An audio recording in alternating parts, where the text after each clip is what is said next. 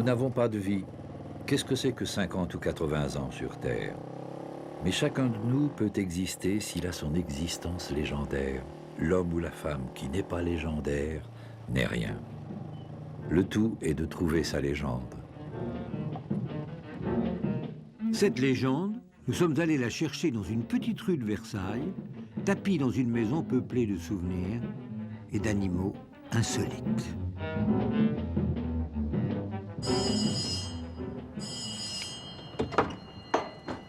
C'est bien la maison des mauvaises paroles? Oui. Et vous êtes? Jean-Pierre, fils de Jean Giraudoux. Et vous? Ces personnages? Entrez donc.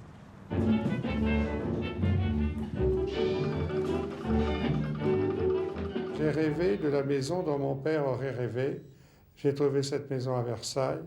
Et c'est ici à Versailles, tout naturellement, encouragé par cette photographie, que j'ai décidé d'aménager une maison qui était tombée presque en ruine et d'en faire un lieu giraldusien par excellence. Vous avez dit giraldusien. On parle volontiers de paradoxe giraldusien. Qu'en pensez-vous? Ce qui caractérise à mon sens ce paradoxe chez mon père, c'est qu'il n'est pas artificiel comme le sont tant de paradoxes. C'était quelque chose de très profond dans sa nature. C'était une forme de son esprit, c'était une lueur de son âme. Il était à la fois lui-même et son contraire. Ce qui est sûr, c'est que pour moi, tout a commencé à Bellac, vous savez, le 29 octobre 1882. Aussi loin que l'on pouvait reculer dans l'histoire de ma famille, on constatait qu'elle n'avait pas quitté Bellac. D'où l'adolescent Giraudoux tire ses quatrains déjà translucides. Je vois de Bellac l'abbatiale triste, le mail et ce lac qui n'existe. Et je vois encore l'automne en personne sonner dans un corps qui ne sonne. La foire, l'été, et tante Solange, haïr l'invité qui ne mange. Entrez, je vous prie, dans la maison où je suis né. Et du second étage, vous devrez reconnaître, bon gré mal gré, que c'est bien la plus belle ville du monde, Bellac. Bellac, qui inspirera plus tard à Giraudoux une pièce en un acte, précisément appelée l'Apollon de Bellac. C'est le premier de nos personnages en quête d'auteur. Le volume de votre corps est beau. La tête m'importe peu. Le contour de votre corps est beau. La tête importe peu. Qu'est-ce à dire? Pas plus que la tête du penseur de Rodin? Oui, ses pieds, évidemment, ont plus d'importance. Écoutez, Agnès, c'est très ingénieux, ces allusions à une statue célèbre, mais le penseur de Rodin est-elle la seule que vous connaissiez? La seule avec la Vénus de Milo? Mais cela ne peut guère me servir pour les hommes. Oui, ça, c'est à voir. En tout cas, il est urgent que vous doubliez votre répertoire. Dites l'esclave de Michel-Ange, dites l'Apollon de Bellac. L'Apollon de Bellac? Oui, il n'existe pas. C'est moi qui l'extrais en ce moment à votre usage, du terreau et du soleil antique. Personne ne vous le contestera. Comment est-il? Un peu comme moi, sans doute. Je suis né à Bellac, c'est un bourg du Limousin. On dit que les Limousins sont laids. Comment se fait-il que vous soyez si beau? Ah, mon père était très beau. Si l'on suivait cette ombre devant nous, c'est peut-être celle de Jean Giraudoux, ou son écharpe au vent, qu'importe. Elles nous conduisent l'une et l'autre sur les chemins du Limousin.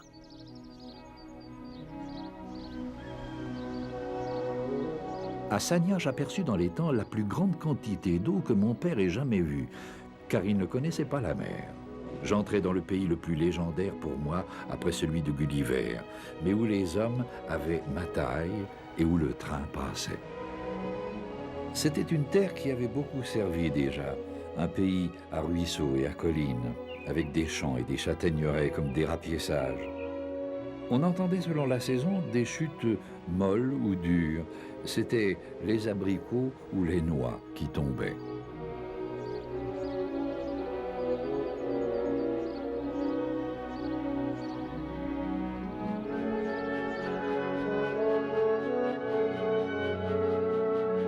Je roulais vers la ville. Le train passait sans s'arrêter devant les villages où j'avais vécu avec ma famille. Un itinéraire qu'aucun voyage de Cook n'aurait inscrit dans son catalogue. C'est au lycée de Châteauroux que j'effectuais mes études. Mon père m'avait sermonné avant que je m'y rende. Ton grand-père, m'avait-il rappelé, était paysan. Il n'y a eu entre lui et toi ni comptable, ni perruquier, ni maquignon. Ton nom, Tu peux en faire ce que bon te semble.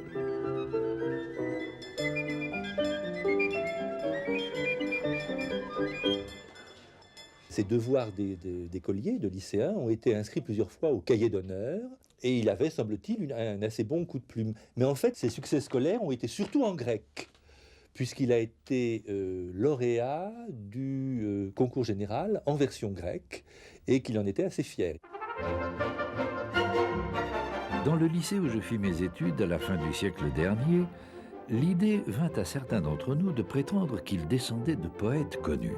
À part le second de la classe, qui s'appelait de son vrai nom Boileau, et qui s'en contenta, nous nous sommes tous attribués des ascendants prestigieux et justifiés. Celui qui choisissait Lamartine avait eu des parents à Dijon.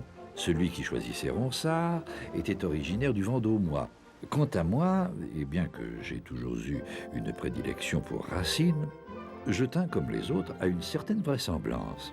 J'appris que Jean de La Fontaine avait résidé à Bellac. Certes, il n'y était resté qu'une nuit, mais la légende voulait qu'il eût habité une maison proche de celle de mes aïeux. Le reste en découlait. Une de mes jeunes aïeules, ayant soudain deviné dans cet hôte un grand poète, se serait précipitée vers lui, se serait vouée à lui par un mariage secret. Jean de La Fontaine, lui aussi, aurait éprouvé un amour subit, irrésistible et bien compréhensible. Qui dit que ça ne s'est pas passé ainsi après tout? Le lycéen de Châteauroux aime le sport. Plus tard, il s'en félicitera. Heureux écrivains qui, le matin au réveil, salutaire exercice, font des haltères avec l'Iliade et l'Odyssée. La comédie aussi l'attirait.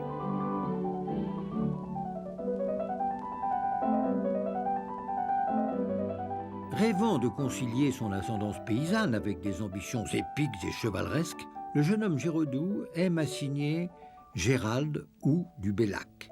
Et il choisit pour devise par le fer, par la plume et par la houe. Ah, la rosée de Champigny. Ah oui. Ça, c'est un texte assez énigmatique parce que on a retrouvé 2 manuscrits, on a retrouvé les programmes, et cela semble être peut-être la première œuvre dramatique de Giraudoux. Malheureusement, les fragments qu'on a sont inachevés. De nouveau le train vers Paris, vers la Cagne au lycée La Canale.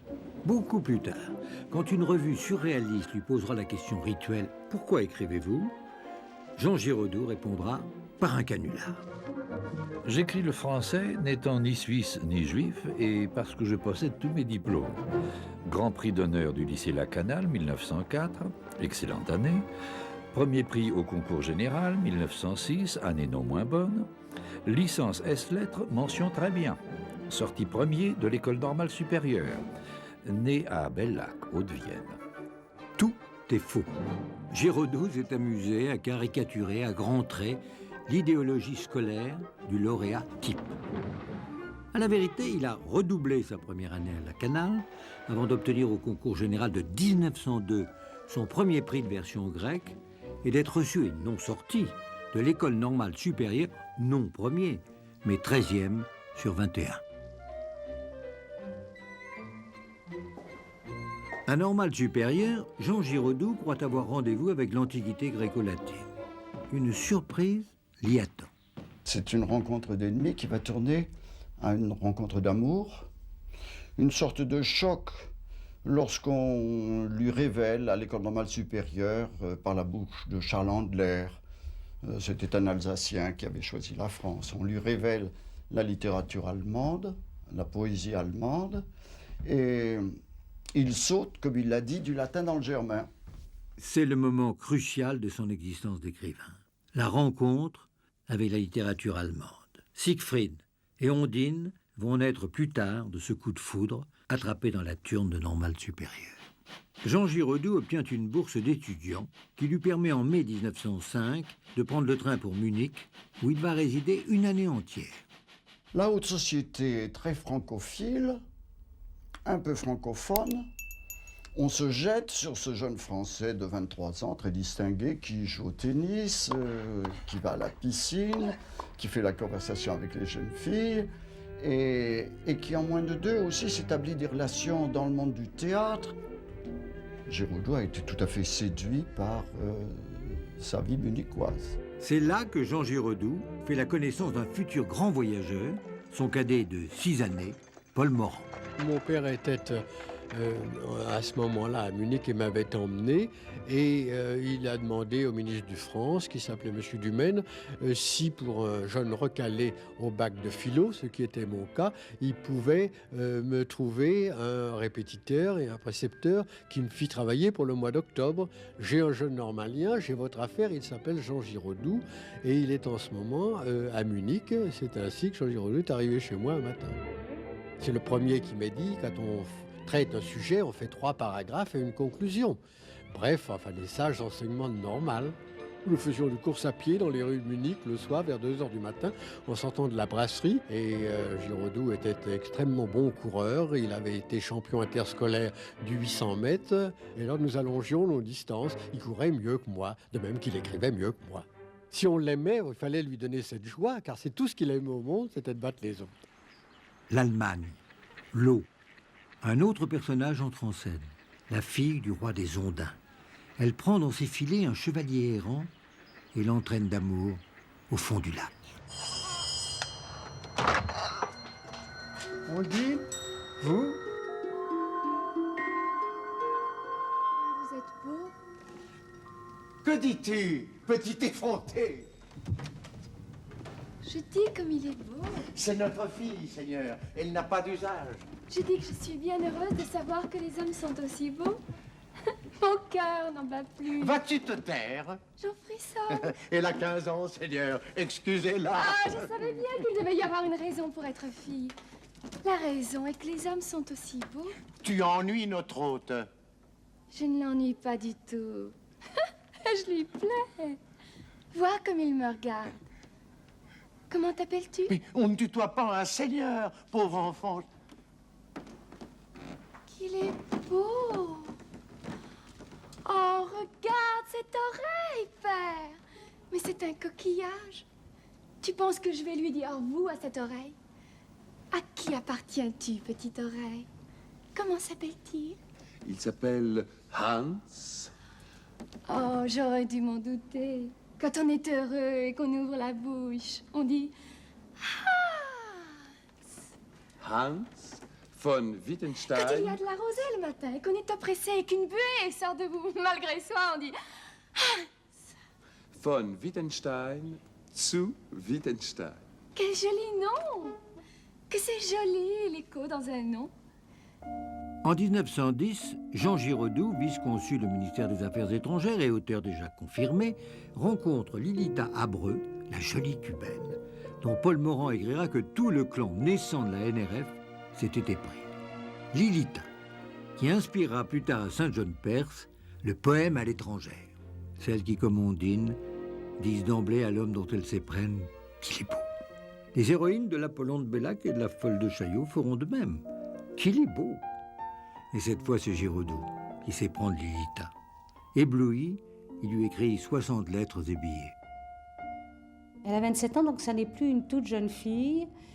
Et pourtant, il va vivre là une aventure de jeune homme et de jeune fille. C'est le premier amour avec tout ce que cela suppose de tendre, d'innocent, de magique. Il va durer 2 ans jusqu'à la fin de l'année 12 où il lui a envoyé une superbe lettre entourée de phrases de déclarations d'amour folles. Il lui envoie 3 lettres par jour, des pneumatiques, des bouquets. À la fin de l'année 1912, il comprend qu'elle ne l'épousera jamais parce qu'elle ne l'aime pas. Elle n'aura pour lui qu'une grande tendresse, mais jamais au-delà. Et je crois qu'elle a peur qu'il ne l'épouse pour son argent. À la même époque, il a rencontré Suzanne Bolland, qui est mariée au lieutenant Pinault, qui est superbe, enjouée, gaie, volontaire, et qui, plus ou moins, décide qu'elle sera Madame Giraudoux. Il a avec elle une liaison pratiquement officielle, et c'est de cette liaison que naîtra Jean-Pierre. C'était le printemps en Limousin, le printemps frère de l'été. Vous n'auriez pas su distinguer le blé du gazon, ni l'amitié de l'amour. L'été succède au printemps. Puis soudain, la guerre éclate, comme un orage inadmissible. Quel voyage, ô Françaises des gares, sur notre passage, aux arrêts de nos trains, esclaves de chacun courant du passage à niveau à la ville, institutrice dont chaque élève avait écrit et signé un billet d'espoir aux soldats, jeune fille brune, souple, dévorée par la guerre dans une gare de mineurs, toutes les femmes accourues qui se cachent les unes derrière les autres dans notre vie, elles étaient là. Les soldats que nous étions les regardaient de nos wagons. Les plus tristes repassaient une vie enthousiaste, les égoïstes une vie généreuse, les faibles une vie de décision. Car on avait 5 minutes pour se connaître, donner son adresse, regagner son train, partir vers le front, vers la guerre que les hommes ont inventée pour être entre eux. Pour Jean Giraudoux, c'est aussi aller se battre contre la littérature allemande, contre l'homme allemand. Du train qu'il emporte avec son régiment, le sergent Giraudoux écrit à la chère Lilita, qui s'est engagée comme infirmière de la Croix-Rouge. Vous devez avoir beaucoup de travail maintenant, ami. Ce n'est plus vous qui me soignerez si je suis blessé, mais la pensée de mes amis sera avec moi. J'espère bien d'ailleurs faire du bon travail d'ici là. Je n'ai pas eu un moment d'ennui depuis le départ et il me semble que le temps passe très vite. À cet hiver, mon ami, à condition que nous soyons vainqueurs. Sinon, je ne veux plus revoir personne. Au revoir, ami. Il ajoute en post-scriptum: merci pour les blessés. Si joint une fleur d'Alsace, vous la donnerez à Suzanne si je ne reviens pas.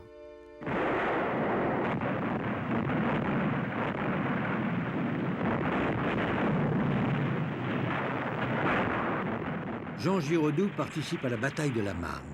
Caprice du sort, il est blessé à l'Aisne, dans l'Aisne. Du plomb, du fer, de l'acier allemand. Dans son carnet, Lilita note, après l'avoir rencontré au petit émauve de l'Odéon comme autrefois, il cache ses blessures comme d'autres cacheraient une tare. Et plus loin, évoquant ceux de leurs amis communs qui ne sont pas au combat, elle note sale impression d'être au milieu d'embusqués. Un écrivain engagé, selon l'expression de l'époque. Giraudoux se bat partout contre l'ennemi allemand. Il fait partie du corps expéditionnaire envoyé aux Dardanelles. Blessé une seconde fois le 21 juin 1915, il est décoré de la Légion d'honneur de la Croix de guerre.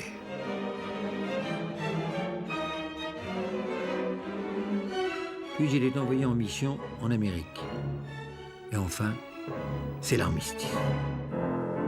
Paris le 14 août 1920. Chère amie Lilita, écrivez-moi. Je suis cette semaine seul, moi aussi, à Paris, ennemi aussi des inconnus. Suzanne est près des écrevisses et du petit crapaud. Envoyez-moi votre ombre qui doit être, après 3 semaines de Bride-les-Bains, à peine plus maigre que vous-même. J'ai été 2 jours dans le Limousin voir les souvenirs et je suis surchargé de travail et de libre arbitre. Votre Jean. Bonjour. Siegfried, entrez. Suis-je allemand, Eva? Que dis-tu?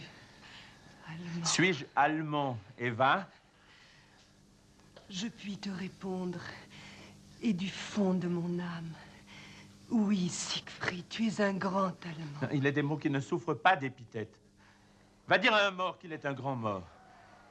Suis-je allemand, Eva?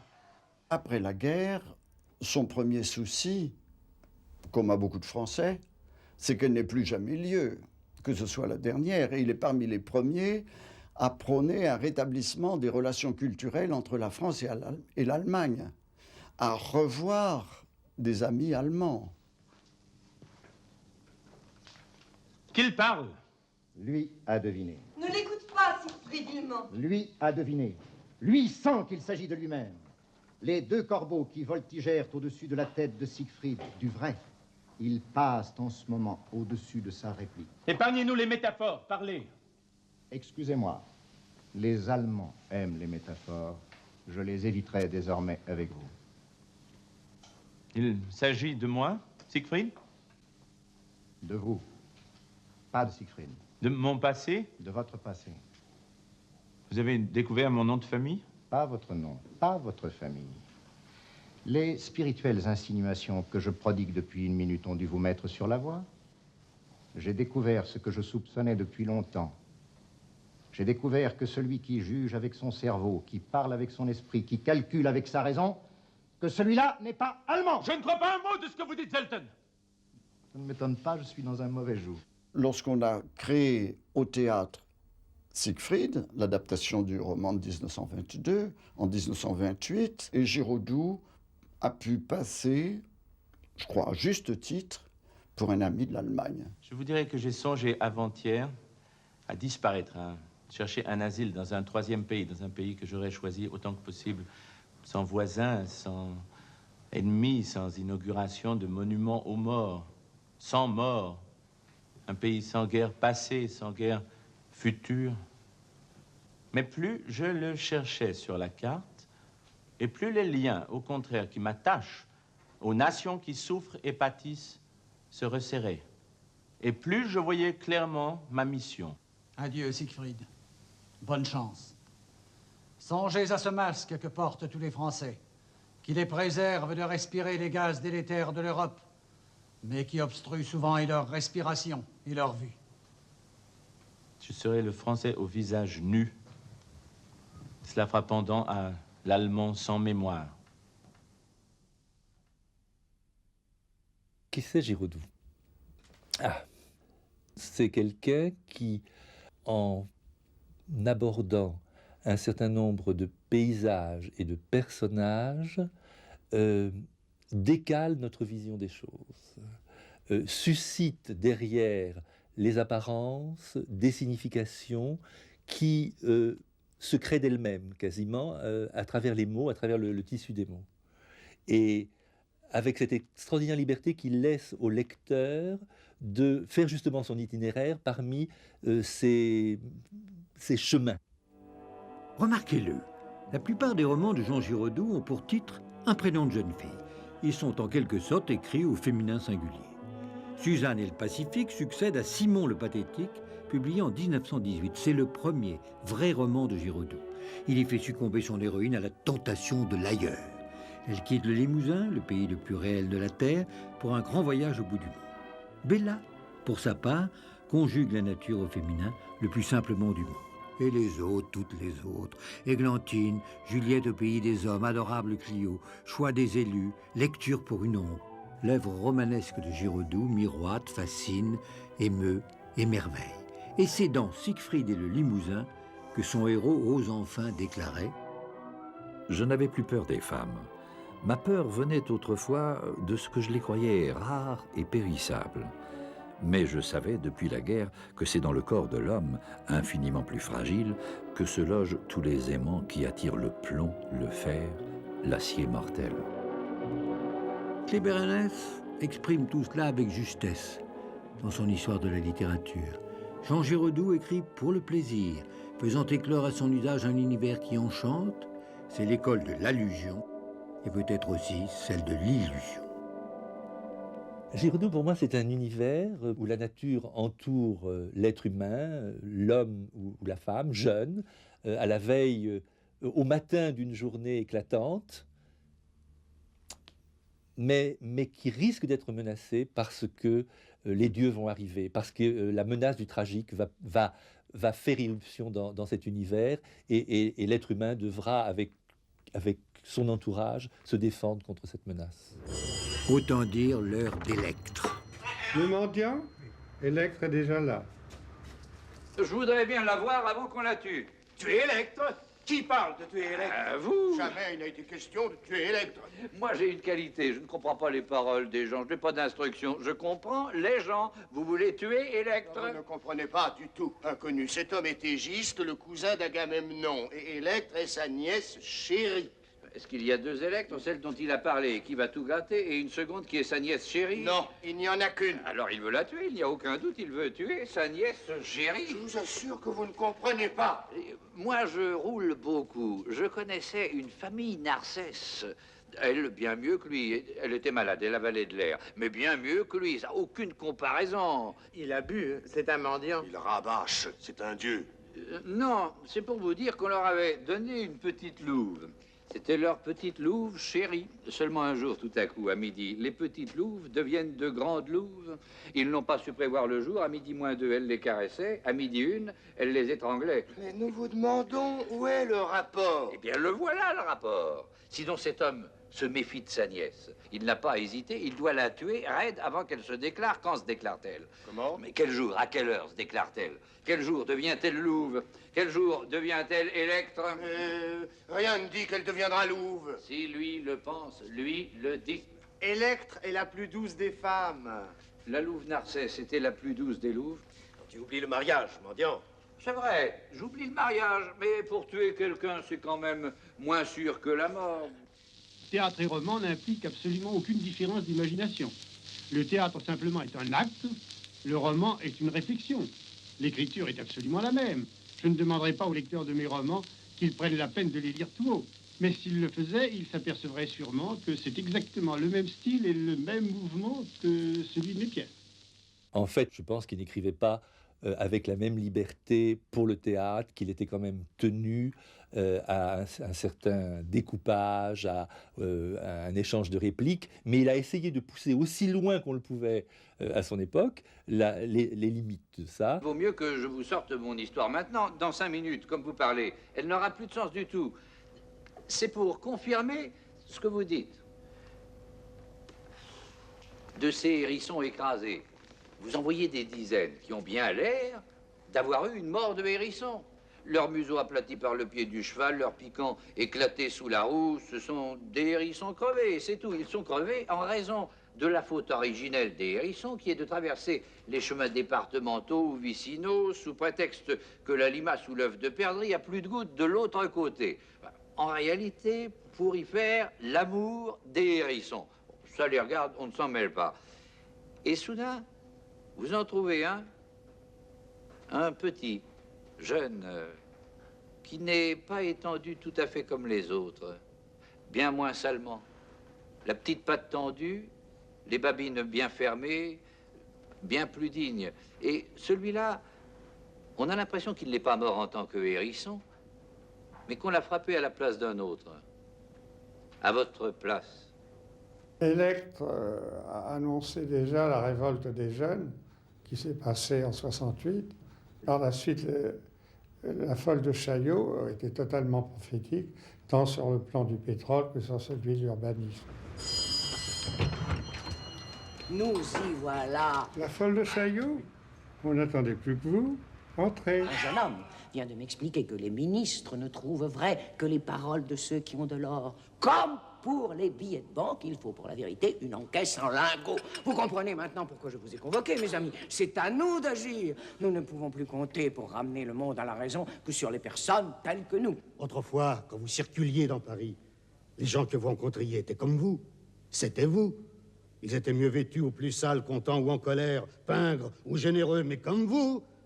Vous étiez soldat, l'autre était colonel. C'était tout. C'était de l'égalité. Mais voilà 10 ans, un jour, dans la rue, le cœur m'a tourné. Entre les passants, je voyais un homme qui n'avait rien de commun avec les habituels. Trapu, bedonnant, l'œil droit crâneur, l'œil gauche inquiet, une autre race. Il marchait bien au large, mais d'une drôle de façon, menaçant et pas à l'aise, comme s'il avait tué l'un de mes habitués pour prendre sa place. Il l'avait bien tué, c'était le premier. L'invasion commençait. Et qu'est-ce qu'ils font?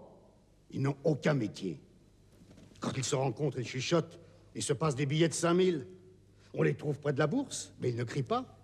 Près des îlots de maison qu'on va démolir, mais ils ne travaillent pas. Maintenant, tout ce qui se mange, tout ce qui se voit, tout ce qui s'entreprend, et le vin et le spectacle, on dirait qu'ils ont un mec qui les met sur le trottoir et les surveille sans rien faire. C'est eux, ma pauvre comtesse, c'est leur mec. Alors? Le monde est plein de mecs.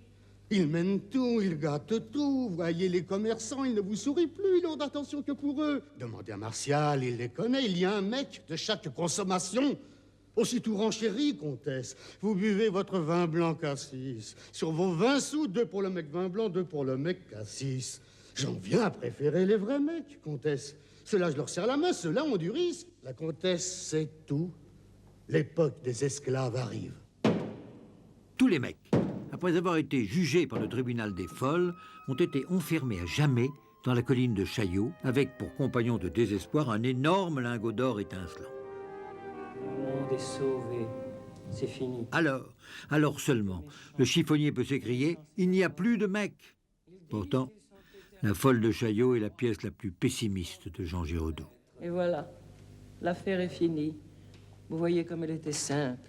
Il suffit d'une femme de sens pour que la folie du monde sur elle casse ses dents. Tu as mes os et mon gésier, Irma? Ils sont prêts, comtesse. Alors remontons aux affaires sérieuses, mes enfants. Il n'y a pas que les hommes ici-bas. Occupons-nous un peu maintenant des êtres qui en valent la peine. Les mecs ne sont pas rayés pour autant de la surface de la Terre. Ils risquent toujours de revenir. La preuve. Regardez ce qu'ils ont fait de la ville. Giraudoux s'en retournerait dans son tombeau. L'urbanisme était le hobby de mon père, mais c'était pour lui le plus sérieux de son action. Si on peut faire quelque chose de l'humanité, c'est peut-être d'abord par le moyen de l'urbanisme, c'est-à-dire de l'urbanité. Vous savez sa formule, enfin plutôt c'est celle de son ami Forestier avec lequel il a fondé la Ligue urbaine. Je suis un vrai homme des villes, j'aime l'air pur et les jardins. Au point de vue de son hygiène, Paris est la seule ville où soit instituée officiellement la chasse aux espaces non bâtis ou plantés, à ces mètres cubes d'air pur classés partout ailleurs comme les plus précieux monuments historiques. Les parcs sont envahis chaque jour par des entreprises qui mordent sur la place réservée aux arbres et aux promeneurs. Les seuls champs non bâtis prévus et réalisés au cours des dernières années n'y sont pas des jardins, mais des cimetières. Le Paris moderne, dans son atmosphère de gaz et de benzine, doit se contenter du quart de l'oxygène qui suffisait au Paris de l'Empire. D'évoquer, pour finir, ceux qui ont sauvé des espèces animales, ceux qui ont sauvé des espèces végétales, est un programme proprement écologiste. À une époque où le mot d'écologie n'existait pas, était inconnu. Au point de vue de son trafic, Paris est une métropole dont l'accès et la sortie sont ceux d'une ville assiégée et où la circulation intérieure est celle d'une foire. La démolition des fortifications en gazon qui devaient lui assurer ses nouvelles défenses contre les gaz et les bombardements, c'est-à-dire de nouveaux espaces libres, n'a abouti qu'à l'élévation de murailles en ciment armé, habitées et définitives.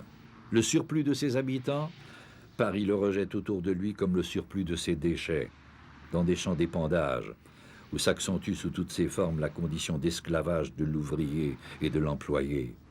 Honneur à la ville qui prévoit plus d'oxygène pour ses morts que pour ses enfants. Il voyait sans doute, on peut le dire, le drame des banlieues dont nous ne sommes pas sortis. Giraudoux faisait dire par Ulysse, dans la guerre de Troie n'aura pas lieu. Les nations comme les hommes meurent d'imperceptibles impolitesses.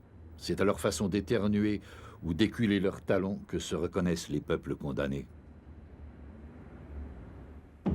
Des titres de pièces, des générales, des steamers et des trains de nuit. Siegfried, Amphitryon, Judith, Istanbul et sa corne d'or, Ankara, Bagdad, Intermezzo, Jérusalem, Beyrouth, Le Caire, Alexandrie, Tessa. Le supplément au voyage de Cook. Riga au Septentrion, Varsovie, Berlin, Électre. New York et ses gratte-ciels. Caracas, Mexico, Panama, La Havane, Impromptu de Paris, le cantique des cantiques. Comme son ami Paul Morand, l'homme pressé, Giraudoux ne cesse de voyager, de séduire et d'écrire.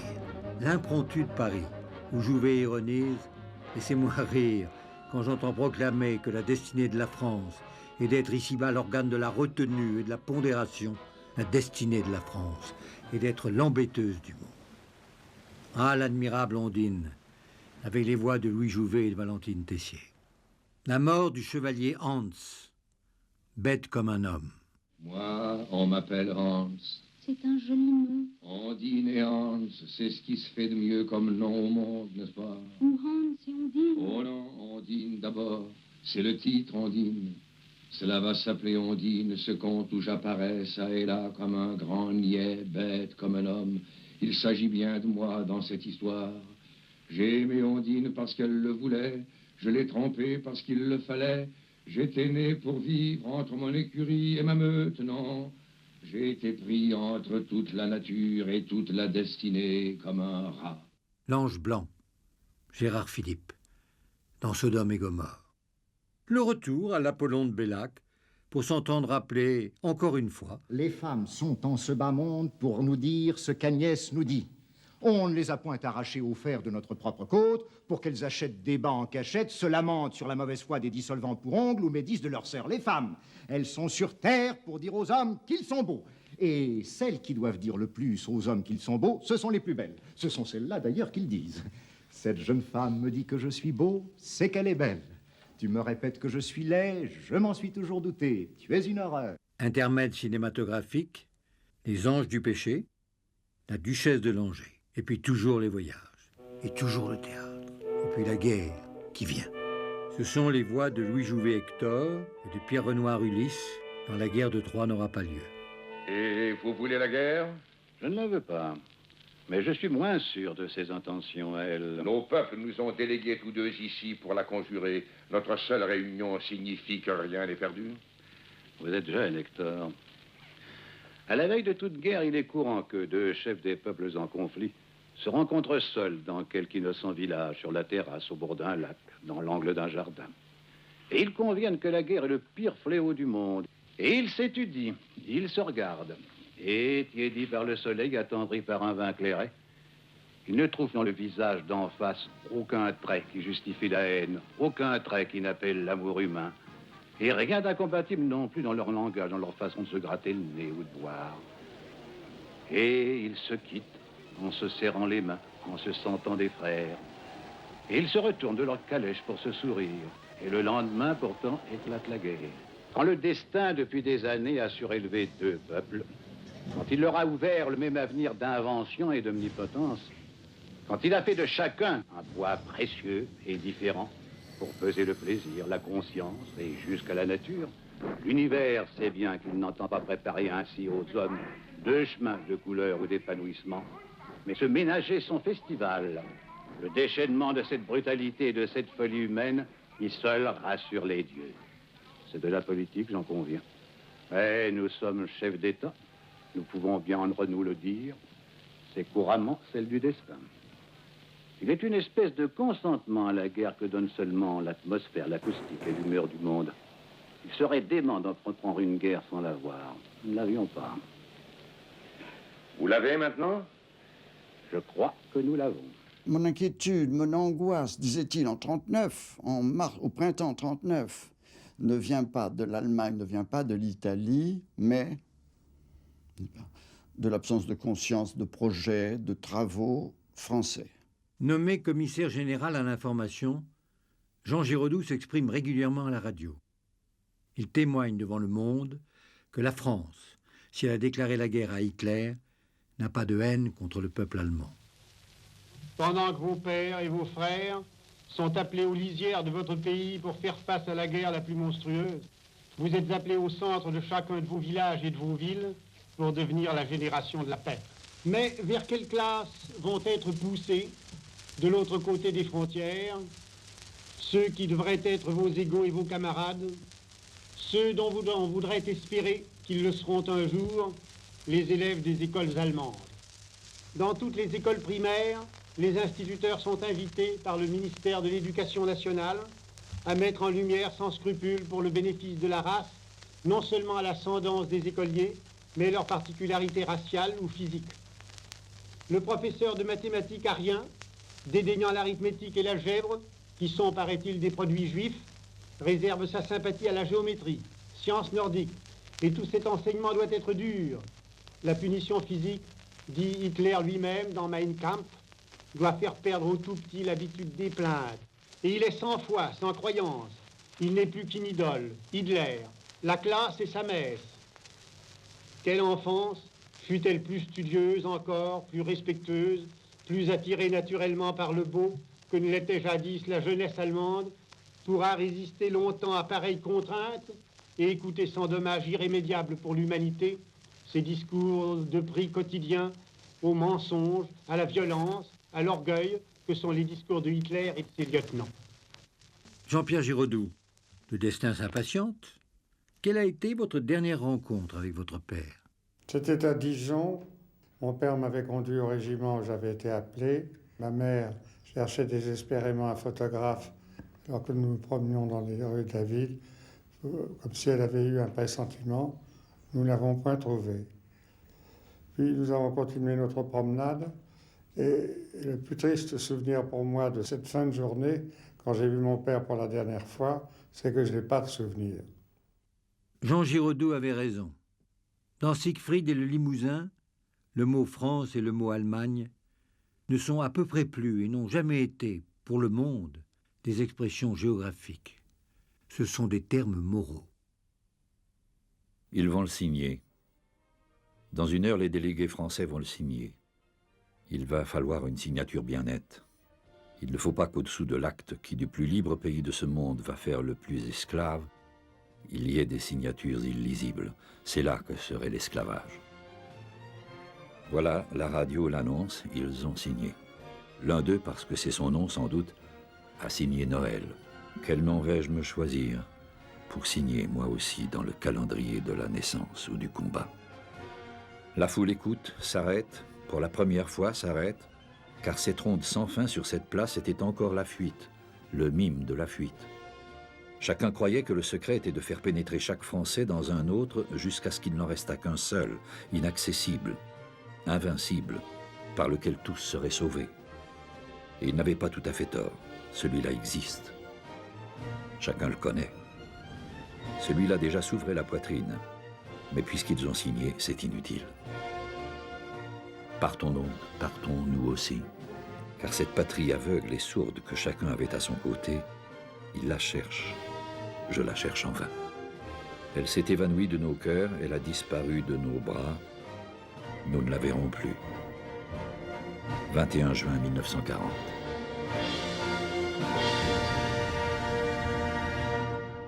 Je sens évidemment qu'il se passe quelque chose, mais je me rends mal compte. Comment cela s'appelle-t-il?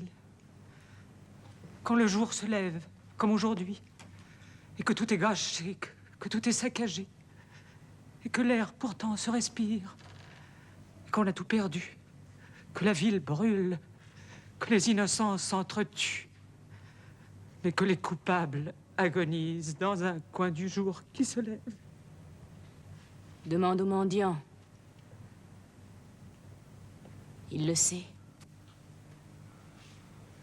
Cela a un très beau nom, femme Narcisse. Cela s'appelle l'aurore.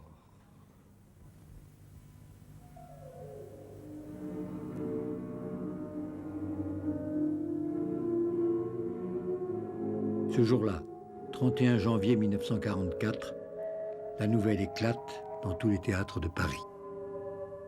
Pendant que nous étions en scène, on est venu nous dire que Giraudoux était mort et on a demandé au public,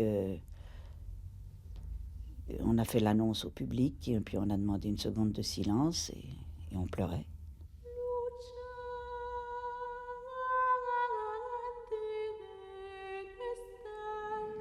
J'avais eu la chance, triste et douce, de rester longuement tête à tête avec Jean Giraudoux sur son lit de mort. Et jamais je n'ai vu un mort moins définitif, moins mort, moins fermé à triple tour. Pendant que son caniche allait l'attendre à la porte, je le regardais couler vers la gloire, pareil à un beau fleuve, et je l'entendais me murmurer la phrase « Faites semblant de pleurer, mes amis, comme je fais semblant d'être mort ».